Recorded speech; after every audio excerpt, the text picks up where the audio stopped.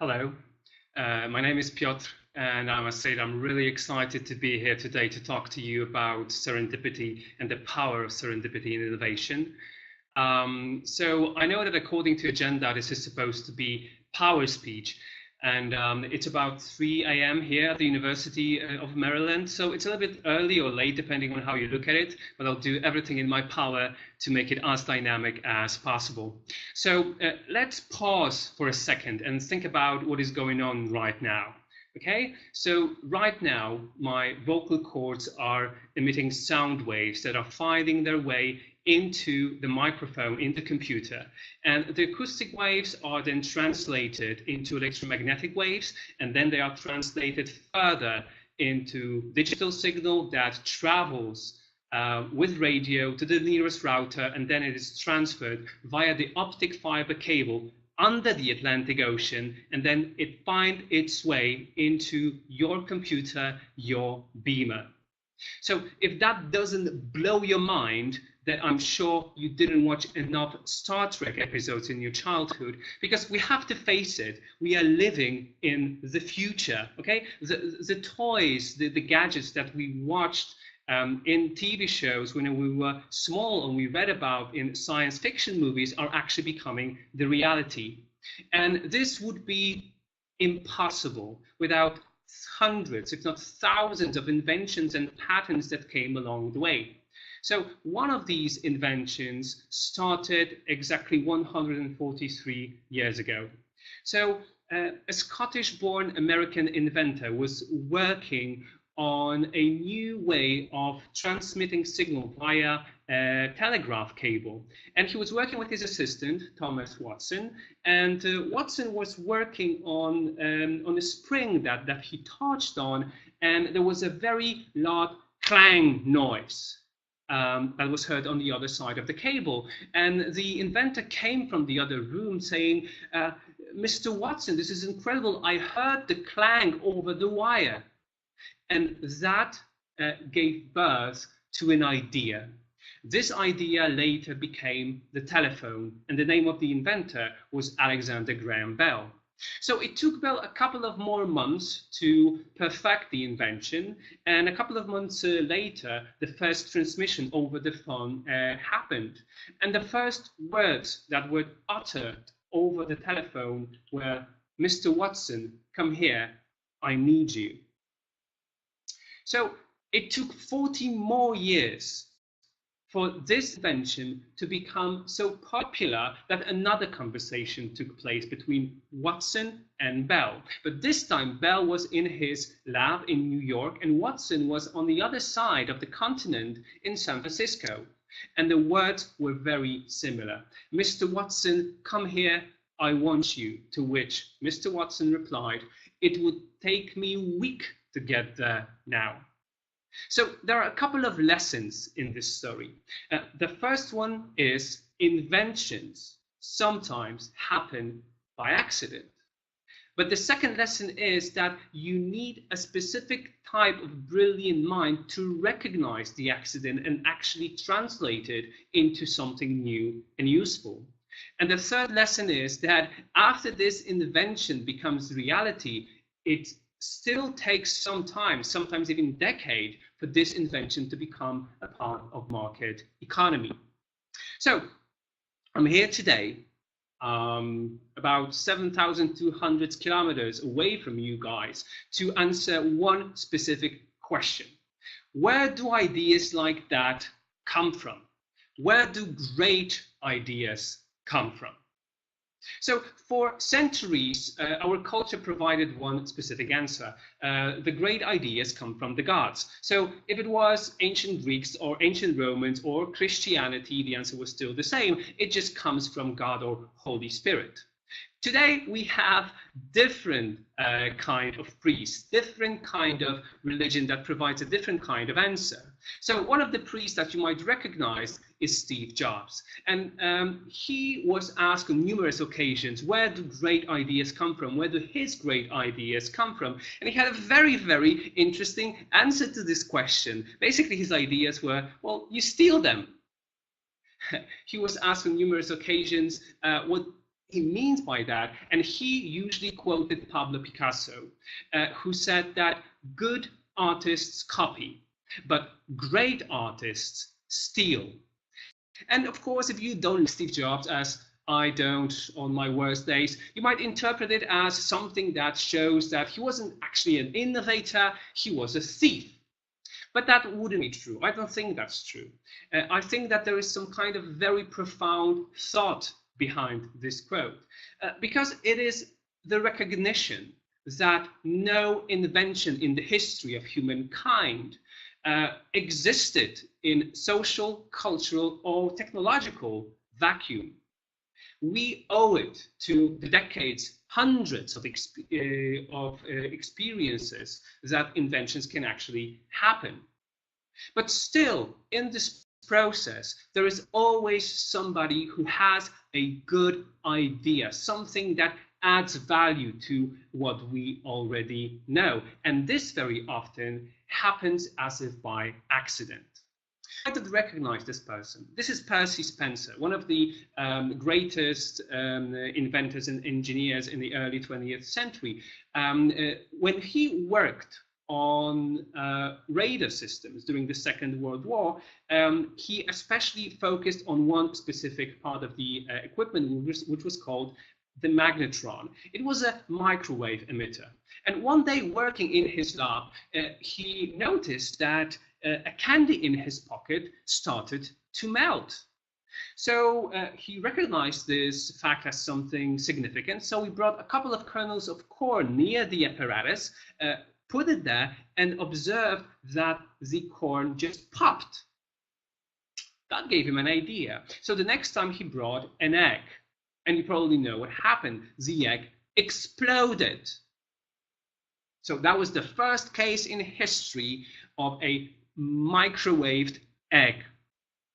You know what I'm going with this? Because Spencer ultimately became the inventor of the microwave oven. And again, it took a couple of decades for the invention to become a part of the market. But this road from something that he recognized as an important accident to the innovation actually took place and informs us about a very interesting process. So was it luck? That's a very important question. Was it luck? I don't think it was luck. You can quote a couple of examples like this. So the discovery of X-rays, for example, or the invention of Kellogg's cornflakes was also made by accident. But accident is not luck. Luck is something that happens to you without you ever having influence over anything. So I don't know, if a lightning strikes you, well, this is bad luck. But if you find $10 bill on a street, this is luck. Or I don't know, if your child is smarter than you are, that's also not something that you do. This is pure luck. These inventions are due to something different. They are due to serendipity. What is serendipity? So serendipity is different from luck because it is not something happening to you. It is you finding something valuable in the circumstances that are around you.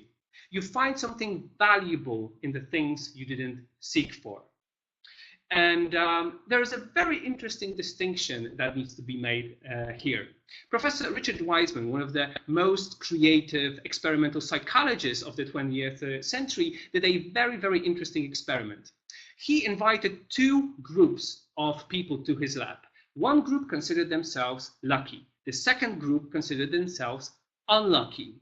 And he gave them a very, very simple task. They were supposed to read a newspaper and count the number of photographs. But he noticed that the group that considered themselves lucky finished far earlier than the other one. You know why? Because in this newspaper, one of the ads says, well, if you read this ad, give the newspaper to the experimenter and you will receive monetary award. The group that considered themselves lucky was actually better at recognizing opportunity, while the group that did not consider themselves lucky just didn't notice that the ad existed at all. And this is the power of serendipity. So if we know that serendipity is very important in generating new ideas, the question that we should ask ourselves, is it possible to use the power of serendipity to our own advantage? To put it in another way, is it possible that we could routinize serendipity, make it a part of our day-to-day lives? And there are people, managers, inventors, and scientists who wanted to address this question. There are organizations that were quite successful at routinizing serendipity. I call these organizations innovation factories. And one of the first organizations like this was Menlo Park, New Jersey. So you may recognize Thomas Edison as the person who invented the incandescent light bulb or phonograph, or the dude that had a beef with Nikola Tesla. But Thomas Edison was also a person that created one of the first innovation factories. Menlo Park in New Jersey was a lab in which smart, intelligent, and creative people worked together, and using the trial and error process generated hundreds, thousands of inventions by routinizing serendipity to their advantage. And you can find the examples of innovation factories all over.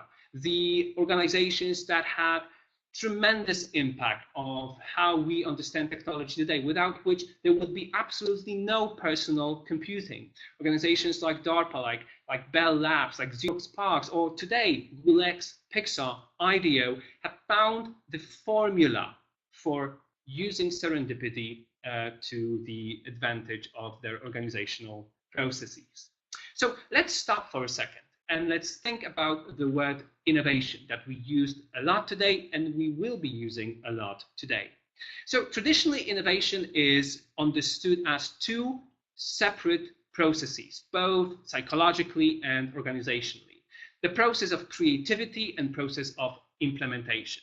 So the first part of the process is generating new ideas that are new, useful, and surprising. And the second part of the process is actually taking these ideas and making them a part of the market process. So if we talk about the second part of innovation, implementation, as we're going to talk about today, it is a specific mixture of good, high quality management and leadership processes and the resources that enable successful implementation.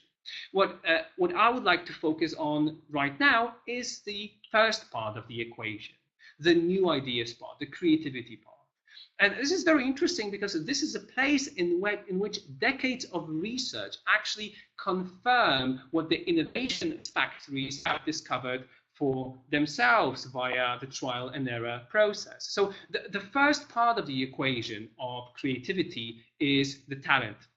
There is no running away from the fact that people who have certain psychological traits are more likely to generate creative ideas than others. So large-scale meta-analyses have identified these traits. One is definitely general mental ability. There are also personality traits that help in solving creative problems. One of them is openness to experience. And people like Thomas Edison, like Melvin Kelly for Bell Labs, recognize that highly talented people are the key to creativity. But this is not enough. Talent is not enough. You also need to get these people together and engage them in the process of routinized serendipity. So what is the secret formula for that? What is the secret formula for serendipity? So the first thing that we need to recognize is there is absolutely nothing secret about it. There are tens of high quality meta-analyses that provide answer to that. And there are decades of experiences of innovation factories that prove the same thing. So step one is diversity of ideas and experiences. So it's not enough to have talented people. You need to have talented people from different educational and cultural backgrounds. Franz Johansson, the author of The Medici Effect, has a very nice phrase that I really, really like. Magic and creativity happen at the intersection. Intersection of backgrounds, intersection of cultures, intersections of fields. And this is exactly what research shows us. Just recently, 6 years ago, a group of 3 Dutch researchers published a meta-analysis about the relationship of workplace diversity and a variety of performance outcomes. And they actually didn't find much. There wasn't a huge influence on diversity on performance, except for creative output, except for creativity. So you need to have talented people from diverse backgrounds with diverse experiences, but this is obviously not enough. You need to give them opportunity to use this diversity and talent.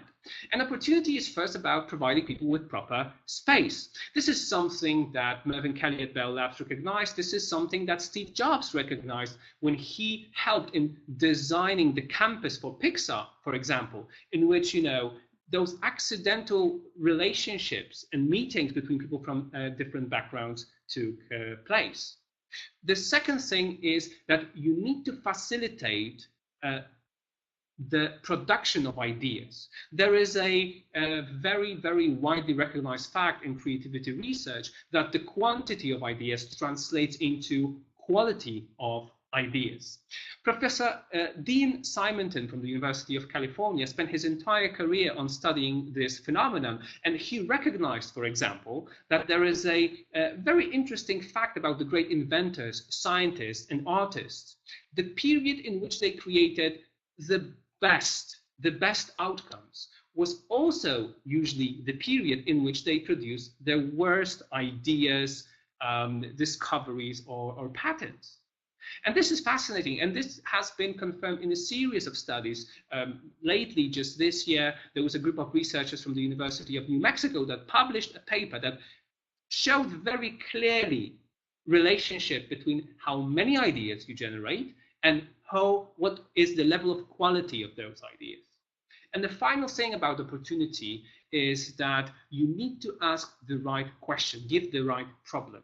I really love what Mervyn Kelly from Bell Labs had to say about this. He said that if you have enough talented people, they will provide a lot of interesting answers. But the key is to provide them with the proper question. And this is the genius of a lot of innovation factories, that they have inspiring problems and questions that drive people's motivations, and it makes the people to consider their work meaningful. So, talented people from diverse backgrounds with a lot of opportunities to interact, generate high quality ideas and the proper problem. But the final thing is freedom, autonomy.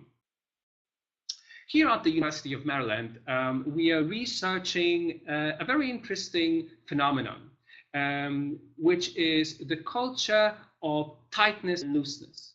Nations, teams, and organizations differ in the rate to which they normalize and standardize the behavior of the members of a group. So you have tight and loose cultures. In tight and loose organizational cultures, you have different levels of regulations. So in tight cultures, everything is prescribed. Everything is down in the rule books. You have to do everything by the book. In loose cultures, you are not punished for breaking the rules, and there are not that many rules to begin with. And what we find is that there is a very close relationship between the looseness of culture and the level of creativity. And this is exactly what innovation factories found.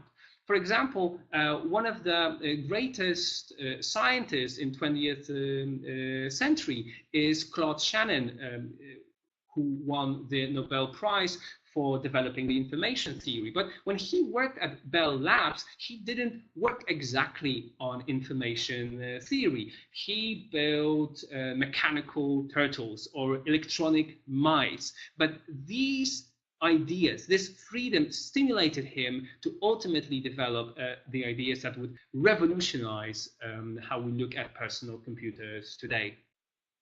You get talented people from diverse backgrounds, you provide them with the proper opportunities to meet, to ideate, to generate ideas with the proper problem, but ultimately you provide them with freedom to manage their time in a way that they find useful. So this formula is something I would like to leave you with. But before I finish, I would like to come back to Steve Jobs.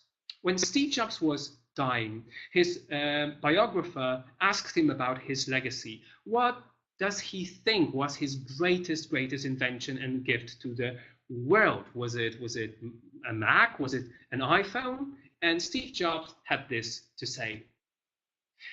Coming up with a Mac or an iPhone might be hard, but making a team that will always turn out Macs and iPhones, that is the hard part.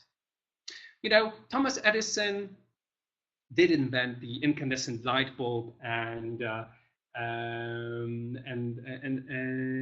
phonograph, but his greatest invention was Menlo Park. And Alexander Graham Bell's greatest invention wasn't the radio, it was Bell Labs. And the greatest invention of the 20th and 21st century might not be computers, might not be satellites, might not even be space flight. It might be the formula for standardizing serendipity. What you do with that knowledge is up to you. Thank you very much. Have a great conference, guys. See you later. Take care.